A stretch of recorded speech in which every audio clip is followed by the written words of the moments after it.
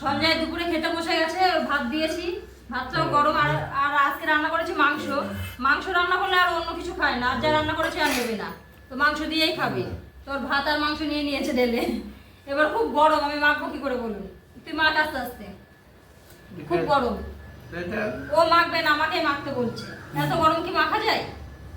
একটু দেরি কর, ঠান্ডা হোক, একটু দেরি কর, ঠান্ডা হোক। খুব গরম, খুব গরম। খুদে খুদে খুদে তো দিচ্ছে। অত দূর সরে গেলি কেন?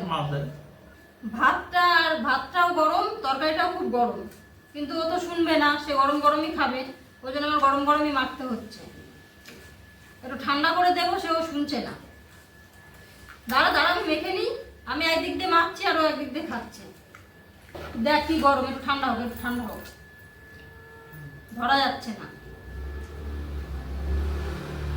সঞ্জয় কালকে থেকেই বলছে মাংস খাবে, সকালেও দাদা বলে দিয়েছে যে আমি মাংস খাবো, তাই ও দাদা মাংসটা নিয়ে এসছে। আমি রান্না বান্না করলাম, বেশ সুন্দর করে রান্না করেছি, এখন দিয়ে দিলাম ভাত আর মাংস মেখে। ও এবার খেয়ে নিক।